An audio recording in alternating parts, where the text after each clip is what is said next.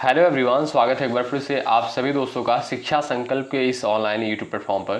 कैसे हैं आप सभी दोस्त? आशा करते हैं कि आप लोग बहुत ही अच्छे होंगे, स्वस्थ होंगे। साथियों, आप सभी जानते हैं डेली सुबह 11:30 बजे स्पेशल क्लास होती है जो कि बीएड एंट्रेंस एग्जाम के लिए महत्वपूर्ण है। साथियों, आप किसी भी स्टेट से उस स्टेट की बीएड प्रवेश परीक्षा की तैयारी कर रहे हैं, शिक्षा संकल्प के इस ऑनलाइन यूट्यूब प्लेटफॉर्म से आप लोग जरूर जुड़िएगा। निश्चित रूप से यहाँ से आपको हेल्प मिलेगी। दोस्तों, यहाँ पर हम लोग आर्ट ग्रुप के लिए 50 प्रश्नों को डिस्कस करने वाले हैं आज की इस स्पेशल क्लास में। अच्छा, बहुत सारे साथी कन्फ्यूजन में रहते हैं कि ये क्लास जो है किसके लिए होती है। जो कला वर्ग की क्लास होती है, डेली 50 प्रश्न डिस्कस किए जाते हैं, ये किसके लिए होती है? तो देखिए, मैं आपका डाउट जो है क्लियर कर देता हूँ। ये खासकर जो है उत्तर प्रदेश बीएड प्रवेश परीक्षा के लिए ये जो क्लास होती है, ठीक है। अगर आप लोग किसी अन्य राज्य से हैं और इस क्लास को आप लोग कर सकते हो। सामान्यतः अगर आप देखोगे जीके जीएस के ही प्रश्न होते हैं। तो आइए शुरुआत करते हैं बिना किसी देरी के। पूरे धैर्य के साथ आप लोग अंत तक बने रहिएगा और हर एक सवाल का आंसर देते हुए चलिएगा। अंत में अपना नाम और स्कोर भी आप लोग बताने का प्रयास करिएगा। चलिए, पहला सवाल आपके स्क्रीन पर लग चुका है, आंसर दें। किस वायसराय के कार्यकाल के दौरान जो है भारत की राजधानी कलकत्ता से स्थानांतरित होकर दिल्ली बनी? मोस्ट इंपॉर्टेंट सवाल, बताएं। Lord Canning, Lord Hardinge, Lord Lytton, Lord Clive, बताएं। किस वायसराय के कार्यकाल के दौरान जो है भारत की राजधानी कलकत्ता से स्थानांतरित होकर जो है दिल्ली बनाई गई? आप कहोगे sir option number B correct हो जाएगा, लॉर्ड हार्डिंग के कार्यकाल के समय। ऑप्शन नंबर बी आपका राइट। अगला सवाल देखें। निम्नलिखित में से कौन जो है कनिष्क का राजवैद्य था? बताएं। कनिष्क का राजवैद्य जो है कौन था? वसुमित्र, नागार्जुन, चरक, पतंजलि। सभी लोग प्रयास करें। इस सवाल का करेक्ट आंसर क्या है? Most important question. चलिए साथियों, सभी क्वेश्चन जो है सिलेक्टेड है, इंपॉर्टेंट है परीक्षा के दृष्टिकोण से। यहाँ पर जो भी साथी सी ऑप्शन पर गए हैं वो यहाँ पर बिल्कुल राइट हो जाएंगे, ठीक है। कनिष्क का राजवैद्य कौन था? चरक था। ऑप्शन नंबर सी बिल्कुल राइट हो जाएगा। और चरक के द्वारा दोस्तों एक जो है कह सकते हो आप लोग, इनकी एक कृति है चरक संहिता, इसको आप लोग ध्यान रखिएगा, ठीक है। चरक संहिता, ठीक है। चलिए अगला सवाल। सवाल नंबर तीसरा है। गंगा नदी और सिंधु नदी तंत्र के बीच जो है कौन सा क्षेत्र है जो जल क्षेत्र को पृथक करता है? हरिद्वार, नामचा बरवा, अलकनंदा, अंबाला, बताएं। चलिए, गंगा नदी और सिंधु नदी तंत्र के बीच कौन सा क्षेत्र है जो जल क्षेत्र को पृथक करता है? चलिए प्रयास करें। यहाँ पर डी ऑप्शन वाले साथी बिल्कुल राइट हो जाएंगे। याद रखिएगा साथियों, अंबाला जो है वह क्षेत्र है जहाँ से गंगा और सिंधु नदी तंत्र अलग अलग दिशाओं में बहते हैं। इसे जो है जल विभाजक कहा जाता है। आपका डी ऑप्शन यहाँ पर बिल्कुल राइट आंसर होगा। अगला सवाल। अधीनस्थ न्यायालयों का पर्यवेक्षण कौन करता है? महत्वपूर्ण क्वेश्चन है, बताएं। चलिए भाई, सभी लोग आंसर देने का प्रयास करें सवाल नंबर 4 का। अधीनस्थ न्यायालयों का पर्यवेक्षण जो है कौन करता है? चलिए सभी लोग प्रयास करें। आपका यहाँ पर करेक्ट आंसर क्या हो जाएगा, बताएं। अधीनस्थ न्यायालयों का पर्यवेक्षण जो है कौन करता है? याद रखें, उच्च न्यायालय। ऑप्शन नंबर आपका यहाँ पर सी बिल्कुल राइट आंसर हो जाएगा। ध्यान रखिएगा, इंपॉर्टेंट सवाल है। अधीनस्थ न्यायालयों का पर्यवेक्षण जो है उच्च न्यायालय करता है। अगला सवाल। सूर्य की सबसे ऊपरी परत को क्या कहते हैं? बताएं भाई। चलिए, सूर्य की जो है सबसे ऊपरी परत को क्या कहा जाता है? चलिए, सवाल का करेक्ट आंसर क्या हो जाएगा, बताएं। सभी लोग सवाल नंबर 5 का आंसर देने का प्रयास करें। सूर्य की जो है सबसे ऊपरी परत को क्या कहा जाता है? यहाँ पर जो भी साथी डी ऑप्शन पर गए हैं वो यहाँ पर बिल्कुल राइट हो जाएंगे। कोरोना या किरीट कहते हैं सूर्य की सबसे ऊपरी परत को। आपका डी ऑप्शन यहाँ पर दोस्तों बिल्कुल राइट आंसर होगा। अगला सवाल देखो भाई। प्रसिद्ध कार्ले बौद्ध गुफाएं किस राज्य में स्थित हैं? बताएं। चलिए, कार्ले बौद्ध गुफाएं जो है किस राज्य में स्थित है? चलिएगा आंसर देने का प्रयास करें। जो भी साथी क्लास में जुड़ चुके हैं भाई, लाइक की संख्या आप लोग बढ़ाते चलें। इसमें आपका कोई चार्ज, कोई पैसा जो है नहीं लगता है, बताएं। चलिए, यहाँ पर आपका करेक्ट आंसर हो जाएगा महाराष्ट्र। जो भी साथी बी ऑप्शन पर गए हैं वो बिल्कुल राइट है। प्रसिद्ध कार्ले बौद्ध गुफाएं जो है ये आपका महाराष्ट्र में स्थित है। अगला सवाल देख लो भाई। निम्नलिखित में से कौन सी जो है राष्ट्रीय आय के आकलन की पद्धति नहीं है? बताएं। कौन सी जो है राष्ट्रीय आय के आकलन की पद्धति नहीं है? व्यय पद्धति, उत्पादन पद्धति, मातृका आय पद्धति। चलिए राइट आंसर क्या है, जवाब देने का प्रयास करें इस सवाल के लिए। चलिए निम्नलिखित में से कौन सी जो है राष्ट्रीय आय के आकलन की पद्धति नहीं है? मातृका पद्धति, यानी इसे कहते हो आप मैट्रिक्स प्रणाली, आप कह सकते हो मैट्रिक्स पद्धति। ऑप्शन नंबर जो सी दिया है दोस्तों, यहाँ पर बिल्कुल राइट आंसर हो जाएगा। ठीक है, अगला सवाल देख लो। चलिएगा, यदि किसी जनजाति को अनुसूचित जनजाति सूची से निकालना हो तो ऐसा करने की शक्ति जो है किसे प्राप्त है? बताएं। चलिएगा प्रयास करिएगा। यदि किसी जनजाति को जो है अनुसूचित जनजाति सूची से निकालना हो तो ऐसा करने की शक्ति जो है किसे प्राप्त है? राष्ट्रपति, संसद, राष्ट्रीय अनुसूचित जनजाति आयोग, संघ के मंत्रिपरिषद। बताएं। इंपॉर्टेंट क्वेश्चन है, एग्जाम के पॉइंट ऑफ व्यू से आंसर कर सकते हो। चलिए भाई, जो भी साथी बी ऑप्शन पर गए हैं वो बिल्कुल राइट हो जाएंगे। ठीक है, किसी जनजाति को जो है दोस्तों अनुसूचित जनजाति सूची से निकालने के लिए जो है कौन निकाल सकता है? संसद। ऑप्शन नंबर बी आपका यहाँ पर बिल्कुल राइट आंसर होगा। अगला सवाल देख लो। ज्वालामुखी पर्वतमाला सामान्यतः कहाँ पाई जाती है? बताएं। चलिए सभी लोग प्रयास करें इस सवाल का आंसर देने के लिए। सभी दोस्तों का आंसर आना चाहिए। चलो भाई,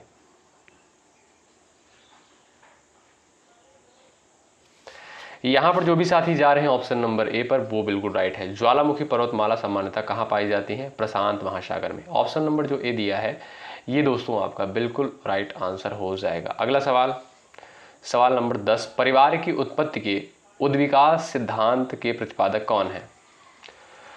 परिवार की उत्पत्ति के उद्विकास सिद्धांत के प्रतिपादक जो है कौन है? चलिए सभी लोग प्रयास करें इस सवाल का करेक्ट आंसर क्या होगा, बताएं। चलिए, उद्विकास सिद्धांत का प्रतिपादक जो है किसे माना जाता है? प्रयास करिएगा, राइट आंसर क्या है इस सवाल के लिए। चलिए भाई, ब्रिफॉल्ट यानी ऑप्शन नंबर आपका दोस्तों यहाँ पर सी बिल्कुल करेक्ट हो जाएगा। यहाँ पर जो दोस्तों लिखा है, क्या लिखा है? ब्रिकल्ट लिखा गया है, इसको करेक्ट कर लीजिएगा। जो यहाँ पर दोस्तों ब्रिकल्ट दिया है इसको बिफॉल्ट कर लीजिएगा। क्या? बिफॉल्ट कर लीजिएगा। ठीक है, उद्विकास सिद्धांत जो है इसके प्रतिपादक कौन थे? ब्रिफॉल्ट। ऑप्शन नंबर आपका सी राइट। अगला सवाल, सामाजिक भौतिक शास्त्र का नाम समाज शास्त्र किसने रखा? चलिए सवाल नंबर 11 के लिए आंसर करें। साथियों, आप लोग पिछले वर्ष का प्रश्न पत्र उठाकर देखोगे, ऐसे प्रश्न पेपर में पूछे जाते हैं। चलिए प्रयास करें, सामाजिक भौतिक शास्त्र का नाम समाज शास्त्र किसने रखा? प्रयास करें।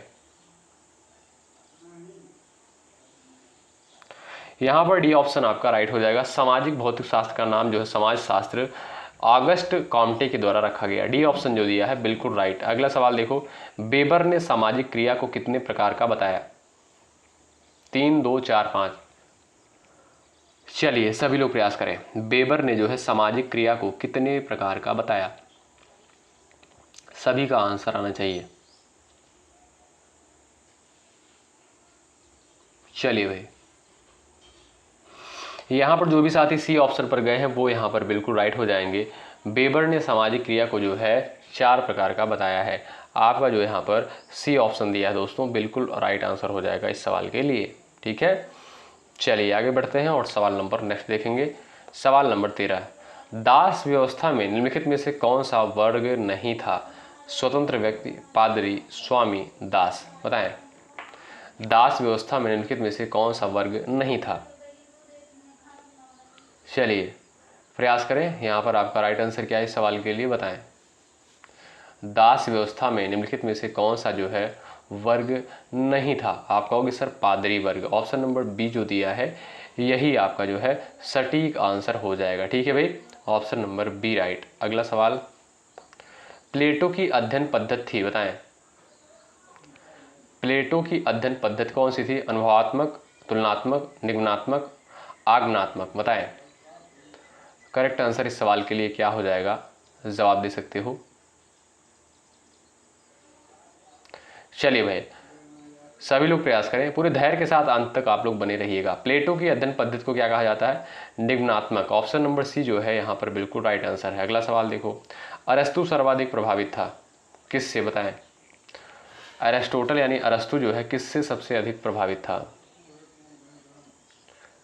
चलिए प्रयास करें। यहां पर आपका करेक्ट आंसर क्या हो जाएगा इस सवाल के लिए? सभी लोग प्रयास करिएगा, बताएं।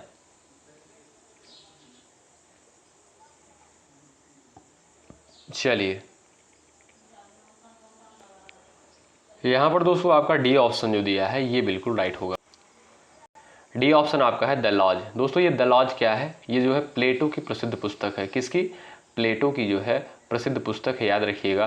और इसी से जो है सबसे ज़्यादा जो है अरस्तु प्रभावित था। डी ऑप्शन आपका राइट। अगला सवाल, निम्न में से सबसे महत्वपूर्ण भाग कौन सा है? लिखना, सीखना, पहचानना, धारण करना।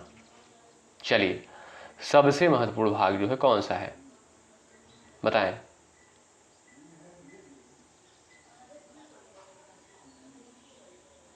सभी लोग बताएं। यहाँ पर जो भी साथी जा रहे हैं ऑप्शन नंबर बी पर, वो यहाँ पर बिल्कुल राइट हो जाएंगे। ठीक है, आप कहोगे सर यहाँ पर बी ऑप्शन जो दिया है यहाँ पर बिल्कुल सटीक आंसर हो जाएगा इस सवाल के लिए। निम्न में से सबसे महत्वपूर्ण भाग कौन सा है? सीखना। बी ऑप्शन आपका राइट है। अगला सवाल देखो, बुद्धि लब्धि का सूत्र किस मनोवैज्ञानिक ने दिया था? बताएं। बुद्धि लब्धि का सूत्र जो है किस मनोवैज्ञानिक के द्वारा दिया गया था? सभी लोग प्रयास करें यहाँ पर, जो भी साथी जुड़ चुके हैं। चलिए सेशन को भाई शेयर करते चलें, लाइक करते चलें आप सभी दोस्त। बुद्धि लब्धि का सूत्र किस मनोवैज्ञानिक ने दिया था? यहाँ पर जो भी साथी ऑप्शन नंबर डी पर गए हैं वो बिल्कुल राइट हो जाएंगे। बिनी के द्वारा जो है बुद्धि लब्धि का सूत्र, यहाँ पर अगर आपसे पूछा जाए किस मनोवैज्ञानिक के द्वारा दिया गया था? बिनी के द्वारा। ऑप्शन नंबर डी आपका राइट। अगला सवाल, मानसिक रूप से स्वस्थ व्यक्ति रहता है होटल में, यथार्थ की दुनिया में, जंगल में, पहाड़ पर? बताएं। चलिए मानसिक रूप से स्वस्थ व्यक्ति जो है रहता है, चलिए बताएं। राइट आंसर क्या है? सभी लोग प्रयास करें, आपका सटीक आंसर क्या हो जाएगा इस सवाल के लिए? चलो भाई प्रयास करो। आप कहोगे सर यथार्थ की दुनिया में। ऑप्शन नंबर जो यहाँ पर बी दिया है ये बिल्कुल राइट होगा। अगला सवाल, मुंबई से ठाणे तक भारत में पहली यात्री ट्रेन किस वर्ष चलाई गई थी? चलिए आप सभी को पता है मुंबई से ठाणे जो है पहली रेल चली थी, और ये कब चली थी आपको यही बताना है। आंसर कर दीजिए सभी दोस्त। चलिए भाई प्रयास करिएगा, सभी लोग यहाँ पर आंसर देने का प्रयास करें जो भी स्टूडेंट क्लास में जुड़ चुके हैं। चलिए भारत में दोस्तों प्रथम बार रेलगाड़ी जो है 16 अप्रैल 1853 को, कब? 16 अप्रैल 1853 को चलाई गई। कहाँ से कहाँ तक? मुंबई से ठाणे। ऑप्शन नंबर आपका यहाँ पर सी ऑप्शन बिल्कुल राइट। अगला सवाल, 1764 में ब्रिटिश ईस्ट इंडिया कंपनी द्वारा स्थापित भारत का पहला डाकघर निम्नलिखित में से किस स्थान पर था? बताएं। सिक्किम, पुणे, मद्रास, बॉम्बे। चलिए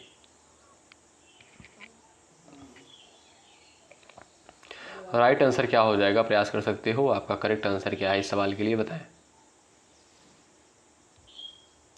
चलिए भाई 1764 में ब्रिटिश ईस्ट इंडिया कंपनी द्वारा स्थापित भारत का पहला डाकघर निम्नलिखित में से किस स्थान पर था? चलिए भाई प्रयास करें। मुंबई में, याद रखिएगा दोस्तों। आपका डी ऑप्शन यहाँ पर जो दिया है बॉम्बे, यही आपका राइट आंसर हो जाएगा। ठीक है भाई, डी ऑप्शन आपका राइट। अगला सवाल, जॉन मार्ले द्वारा तैयार किया गया मार्ले मिंटो सुधार निम्नलिखित में से किस वर्ष में अधिनियमित किया गया? महत्वपूर्ण सवाल है, बताएं। मार्ले मिंटो सुधार जो है किस वर्ष अधिनियमित किया गया? Most important question. चलिए साथियों इन सभी सवालों को हल्के मत लीजिएगा आप लोग पिछले वर्ष का प्रश्न पत्र उठाकर देखोगे तो ऐसे ही पैटर्न पर आधारित प्रश्न पूछा जाता है पेपर में। चलिए भाई, जॉन मार्ले द्वारा तैयार किया गया मार्ले मिंटो सुधार निम्नलिखित में से किस वर्ष में अधिनियमित किया गया? आप कहोगे सर 1919 में। ए ऑप्शन वाले साथी यहाँ पर बिल्कुल राइट हो जाएंगे। अगला सवाल, महात्मा गांधी को राष्ट्रपिता कहकर संबोधित करने वाले पहले व्यक्ति कौन थे? चलिए महात्मा गांधी को राष्ट्रपिता कहकर संबोधित करने वाले पहले व्यक्ति कौन थे? प्रयास करें। चलिए प्रयास करें, आपका यहाँ पर राइट आंसर क्या हो जाएगा इस सवाल के लिए? बताएं। सभी साथियों का आंसर आना चाहिए इस सवाल के लिए। चलिए, यहाँ पर जो भी साथी ऑप्शन नंबर सी पर गए हैं वो बिल्कुल राइट है। ठीक है, राष्ट्रपिता जो है किसके द्वारा कहा गया था महात्मा गांधी को? सुभाष चंद्र बोस के द्वारा। सी ऑप्शन राइट है और वेरी इंपॉर्टेंट सवाल है एग्जाम के पॉइंट ऑफ व्यू से। अगला सवाल देखो, तमिलनाडु के किस जिले में जो है कल्लनई के नाम से जाना जाने वाला ग्रैंड एनिकट बांध, जो कि सबसे पुराना, यहाँ पर कह सकते हो सबसे पुराने बांधों में से एक है, कहाँ पर स्थित है? यानी आपसे पूछा जा सकता है सवाल, सबसे पुराना बांध कौन सा है? ग्रैंड एनिकट बांध। और ये कहाँ पर स्थित है आपको यही बताना है। चलिए, ग्रैंड एनिकट बांध जो है कहाँ पर स्थित है? सभी लोग प्रयास करें, आपका करेक्ट आंसर इस सवाल का क्या हो जाएगा? चलिए साथियों, याद रखिएगा ये सबसे पुराना बांध है और आप कहोगे सर यहाँ पर आपका तमिलनाडु के तिरुचिरापल्ली में स्थित है ग्रैंड एनिकट बांध। B option right. अगला सवाल, निम्नलिखित में से कौन सी नदी उत्तर पिनाकिनी के नाम से भी जानी जाती है? चलिए, किस नदी को जो है उत्तर पिनाकिनी के नाम से जाना जाता है? सवाल महत्वपूर्ण है, बताएं। चलिए प्रयास करें, सभी लोग प्रयास करें। यहाँ पर जो भी साथी जा रहे हैं ऑप्शन नंबर डी पर वो बिल्कुल राइट है। पेन्नार नदी को जो है उत्तर पिनाकिनी के नाम से भी जाना जाता है। ठीक है, अच्छा दोस्तों, पेन्नार नदी का उद्गम कहाँ से होता है? तो ये जो है कर्नाटक से निकलती है। कर्नाटक में जो है नंददुर्ग पहाड़ी से जो है निकलती है। ठीक है, नंददुर्ग पहाड़ी से। तो आपका डी ऑप्शन यहाँ पर राइट। अगला सवाल देख लो, तनामी रेगिस्तान निम्नलिखित में से किस देश में स्थित है? चीन, दक्षिण अफ्रीका, ऑस्ट्रेलिया, भारत। बताएं, तनामी रेगिस्तान जो है कहाँ पर स्थित है? चलिए सब लोग आंसर देते हुए चले भाई। चलिए भाई, तनामी रेगिस्तान निम्नलिखित में से किस देश में स्थित है? जो भी साथी कह रहे हैं ऑस्ट्रेलिया में, वो बिल्कुल यहाँ पर राइट हो जाएंगे। सी ऑप्शन आपका राइट। भाई देखिए, पूरी ईमानदारी के साथ आप लोग लास्ट में जरूर बताइएगा कि आपने जो है कितने सवालों को बिल्कुल राइट किया है। आप लोग जरूर बताइएगा दोस्तों यहाँ पर कितने सवालों को आपने बिल्कुल राइट किया है। अगर आपने 25 प्रश्न सही कर रहे हैं तो समझिए आप ठीक ठाक हैं। ठीक है, परेशान होने की आवश्यकता नहीं है। अगर आपके 25 क्वेश्चन सही हो रहे हैं तो ठीक ठाक आपका स्कोर है, कोई समस्या वाली बात नहीं है। देखिएगा दोस्तों, जो पेपर में प्रश्न पूछे जाते हैं दोनों लेवल के क्वेश्चन होते हैं। ज़्यादातर जो है साधारण यानी सामान्य प्रश्न होते हैं और कुछ प्रश्न जो है टफ लेवल के डाल दिए जाते हैं, जिससे आपको जो है उलझन हो परीक्षा हाल में। ठीक है, इसलिए आपको परेशान होने की आवश्यकता नहीं है। हाँ, आप उतना क्वेश्चन अटेम्प्ट कर लें जितने में आपका काम हो जाए। निम्नलिखित में से कौन सा देश जो है विश्व में गेहूं का सबसे बड़ा उत्पादक देश है? बताएं। चलिए, फ्रांस, चीन, ऑस्ट्रेलिया, कनाडा। सभी लोग प्रयास करें, आपका राइट आंसर क्या हो जाएगा इस सवाल के लिए? चलिएगा, यहाँ पर आपका बी ऑप्शन दोस्तों बिल्कुल राइट हो जाएगा और पहले नंबर पर आप देखोगे चीन है, उसके बाद दूसरे नंबर पर आपका आता है भारत। ठीक है, तो आपका बी ऑप्शन राइट। अगला सवाल, कीमठ और सूर सरोवर पक्षी अभ्यारण्य निम्नलिखित में से किस शहर के पास स्थित है? बताएं। झांसी, कानपुर, आगरा, इलाहाबाद। सभी लोग प्रयास करें। कीमठ और सूर सरोवर पक्षी अभ्यारण्य निम्नलिखित किस शहर के पास स्थित है? बताएं, सभी लोग प्रयास करें। यहाँ पर आपका राइट आंसर क्या हो जाएगा? बताएं। चलिए, सभी का आंसर आना चाहिए सवाल के लिए।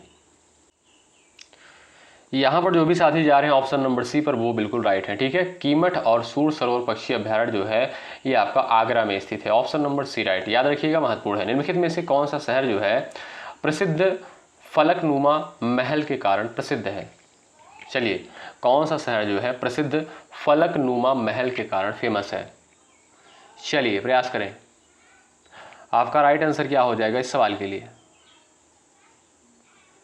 चलिए भाई, सभी लोग यहाँ पर करेक्ट आंसर क्या हो जाएगा बताएं। यहाँ पर जो भी साथी जा रहे हैं ऑप्शन नंबर बी पर हैदराबाद, वो बिल्कुल यहाँ पर करेक्ट है। ठीक है भाई, फलकनुमा महल के लिए जो है कौन सा शहर प्रसिद्ध है? वो है आपका हैदराबाद। अगला सवाल देखो, अवध राज्य पर जो है 1722 से 1856 तक मुस्लिम शासकों का शासन था। अवध पर शासन करते समय शासकों ने निम्नलिखित में से कौन सी उपाधि अपनाई थी? सुल्तान, बादशाह, नवाब, साहिब। चलिए बताएं, यहां पर आपका राइट आंसर क्या हो जाएगा? आप सभी जानते हैं अवध राज्य पर जो है 1722 से 1856 तक जो है मुस्लिमों का शासक था। और यहाँ पर आपसे सवाल पूछता है कि अवध पर शासन करते समय शासकों ने निम्नलिखित में से कौन सी उपाधि अपनाई थी। आप कहोगे सर नवाब की उपाधि अपनाई थी। आपका सी ऑप्शन यहाँ पर जो है बिल्कुल राइट आंसर हो जाएगा। अगला सवाल देखें, अलाउद्दीन खिलजी द्वारा जो है बनवाया गया प्रसिद्ध अलाई दरवाजा कहाँ पर स्थित है, बताएं। सभी लोग प्रयास करें। अलाउद्दीन खिलजी द्वारा बनाया गया प्रसिद्ध अलाई दरवाजा कहाँ पर स्थित है। सभी का आंसर आना चाहिए इस सवाल के लिए। आगरा, नई दिल्ली, अवध, वाराणसी। चलिए भाई सभी लोग प्रयास करें, आपका राइट आंसर क्या हो जाएगा इस सवाल के लिए। चलिए यहां पर जो भी साथी ऑप्शन नंबर बी पर जा रहे हैं वो बिल्कुल राइट है। अलाउद्दीन खिलजी द्वारा बनवाया गया जो है अलाई दरवाजा कहां पर स्थित है, नई दिल्ली में। कब बनवाया गया था, 1311 में। ठीक है, ऑप्शन नंबर बी आपका राइट। अगला सवाल देखो, पूरा विश्व जो है होलोकॉस्ट शब्द को विशेष रूप से निम्नलिखित में से किस देश के साथ जोड़कर देखता है, बताएं। होलोकॉस्ट जो शब्द है दोस्तों ये विशेष रूप से किस देश के साथ जुड़ा हुआ है, बताएं। आपका राइट आंसर क्या है इस सवाल के लिए, बता सकते हो आप लोग। चलिए भाई बताएं भाई, होलोकॉस्ट शब्द जो है किस देश के साथ जुड़ा हुआ है। जो भी साथी ए ऑप्शन पर गए हैं वो बिल्कुल राइट है, जर्मनी के साथ। ए ऑप्शन आपका राइट है भाई। देखिए पूरी ईमानदारी के साथ आपको लास्ट में बताना है कि आपने कितने सवालों को बिल्कुल राइट किया है। मुगल शासन के दौरान एक कोतवाल की मुख्य भूमिका क्या थी। चलिए, एक कोतवाल की मुख्य भूमिका क्या थी। युद्ध के लिए सेना का नेतृत्व करना, राजकोष को बनाए रखना, राज्य एकीकृत करना, कानून और व्यवस्था बनाए रखना। चलिए सभी लोग प्रयास करें। मुगल शासन के दौरान जो है एक कोतवाल की मुख्य भूमिका क्या थी, कानून और व्यवस्था बनाए रखना। आपका डी ऑप्शन जो है यही आपका राइट आंसर। अगला सवाल, स्वामी दयानंद सरस्वती ने किस शहर में पहली बार 1875 में आर्य समाज की स्थापना की थी। चलिए, आर्य समाज की स्थापना किसके द्वारा करी गई, दयानंद सरस्वती के द्वारा। कहां पर करी गई बताएं। चलिए भाई सभी लोग प्रयास करिएगा, आपका राइट आंसर क्या हो जाएगा इस सवाल के लिए, बताएं।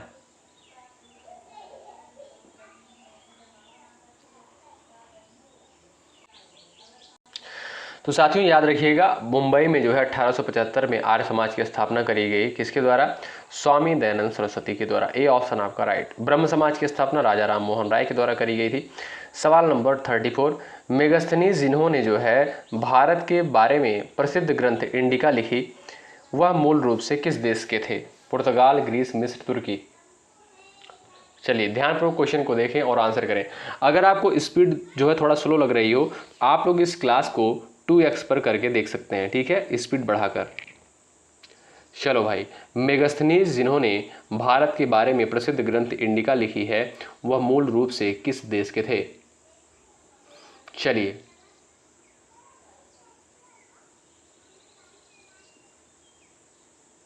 सभी लोग प्रयास करें। यहां पर जो भी साथी बी ऑप्शन पर गए हैं वो बिल्कुल राइट है, ग्रीस। अगला सवाल, चोला नायक, कुरुम्बा, कुट्टू नाइकन, कादर और कोरगा भारत के किस भाग के आदिवासी जनजाति समूह हैं। आंध्र प्रदेश, अंडमान निकोबार, केरल, उड़ीसा। बताएं ये जनजातियां जो है कहां पर पाई जाती हैं। चोला नायक, कुरुम्बा और कुट्टू नाइकन, कादर और कोरगा। बताएं ये सभी जनजातियां हैं और ये कहां पर पाई जाती हैं, बताएं। आंध्र प्रदेश, अंडमान निकोबार, केरल, उड़ीसा। प्रयास करें, आपका राइट आंसर क्या है इस सवाल के लिए, बताओ। चलो भाई सभी लोग आंसर करो, यहां पर आपका करेक्ट आंसर क्या बताएं। यहां पर जो भी साथी सी ऑप्शन पर गए हैं वो यहां पर बिल्कुल राइट हो जाएंगे, केरल में। ठीक है, अगला सवाल, आंध्र प्रदेश का विजयवाड़ा शहर किस नदी के किनारे स्थित है। कावेरी, गोदावरी, महानदी, कृष्णा। चलिए, आंध्र प्रदेश का विजयवाड़ा शहर किस नदी के किनारे स्थित है। चलिए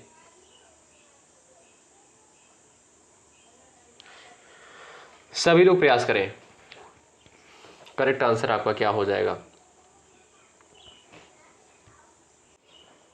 यहां पर साथियों डी ऑप्शन आपका करेक्ट हो जाएगा, कृष्णा नदी। ठीक है, आंध्र प्रदेश का विजयवाड़ा शहर जो है किस नदी के किनारे स्थित है? कृष्णा नदी। Option number D right. अगला सवाल, अजरबैजान को, यहाँ पर देखिएगा सवाल नंबर 37 है, अजरबैजान जो कभी सोवियत संघ यानी रूस का एक हिस्सा था, निम्नलिखित में से कौन सी उसकी राजधानी है? यानी अजरबैजान की राजधानी क्या है, बताएं। चलिए, अजरबैजान की राजधानी क्या है? सभी लोग प्रयास करें, बताएं भाई। यहां पर जो भी साथी जा रहे हैं ऑप्शन नंबर सी पर, बाकू, उनका आंसर बिल्कुल राइट हो जाएगा। ठीक है, अजरबैजान की राजधानी बाकू, ऑप्शन नंबर सी यहां पर बिल्कुल राइट आंसर हो जाएगा। ठीक है भाई। और दोस्तों याद रखिएगा, उलान बटोर जो है, ये जो है उलान बटोर जो दिया है, ये मंगोलिया की राजधानी है। ठीक है भाई। अगला सवाल देखें, भारतीय तिरंगे झंडे ध्वज में जो है अशोक चक्र का रंग कौन सा है? चलो भाई, सब लोग आंसर करो। लाइक की संख्या भाई बढ़ाते चलो आप लोग, ठीक है, और पूरे धैर्य के साथ अंत तक बने रहिएगा। भारतीय तिरंगे झंडे में जो है यहाँ पर ध्वज में अशोक चक्र का रंग जो है कौन सा है, बताएं। चलिए प्रयास करें, आपका राइट आंसर क्या हो जाएगा? आप कहोगे सर गहरा नीला। ठीक है, तो सी ऑप्शन वाले साथी यहाँ पर बिल्कुल राइट है, गहरा नीला। अगला सवाल ये रहा आपके सामने, 1881 में केसरी अखबार की स्थापना किसने की थी? 1881 में केसरी अखबार की स्थापना किसके द्वारा करी गई? चलिए सभी लोग प्रयास करें। आप कहोगे सर यहाँ पर आपका राइट आंसर हो जाएगा बाल Gangadhar Tilak. Option number D वाले साथी यहाँ पर बिल्कुल राइट हो जाएंगे। अगला सवाल, निम्नलिखित में से कौन से राष्ट्रीय नेता poverty and un British rule in India के लेखक हैं? महत्वपूर्ण है, बताएं। Poverty and un British rule in India के राइटर कौन है, बताएं। चलिए आपका राइट आंसर इस सवाल के लिए क्या है, जवाब देने का प्रयास करें सभी साथी।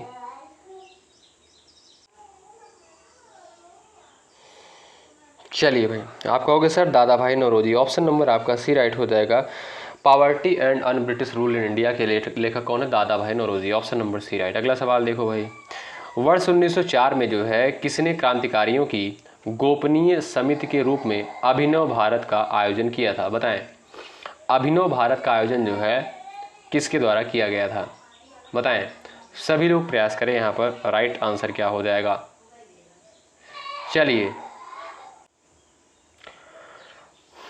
चलिए भैया आंसर दें। यहाँ पर अभिनव भारत का आयोजन जो है किसके द्वारा किया गया था? आप कहोगे सर वीडी सावरकर। ये ऑप्शन आपका यहाँ पर जो है राइट आंसर होगा। अगला सवाल देखें, वर्ष 1905 में बंगाल के विभाजन के दौरान जो है भारत के वायसराय कौन थे?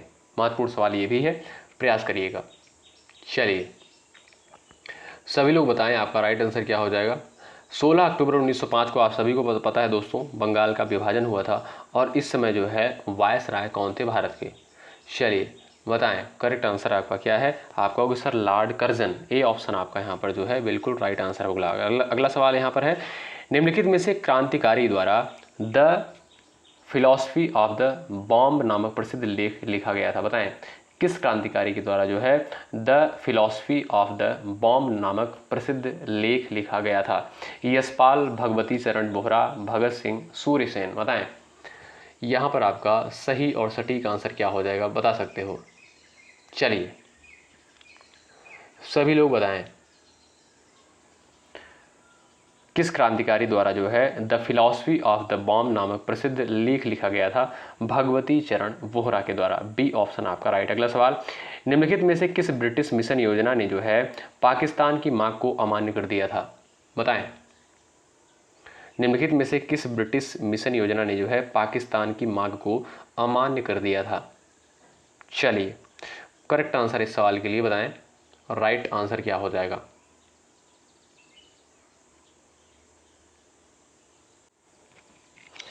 यहाँ पर साथियों जो भी साथी ऑप्शन नंबर सी पर गए हैं वो बिल्कुल राइट हो जाएंगे, कैबिनेट मिशन योजना। ठीक है, ऑप्शन नंबर सी जो दिया है ये बिल्कुल राइट हो जाएगा। चलिए अगला सवाल रहा आपके स्क्रीन पर, किसने जो है घोषणा की थी कि 30 जून 1948 तक ब्रिटिश द्वारा भारत को स्वतंत्रता प्रदान कर दी जाएगी? चलिए किसके द्वारा घोषणा करी गई थी कि 30 जून 1948 तक ब्रिटिश द्वारा जो है भारत को स्वतंत्रता प्रदान कर दी जाएगी?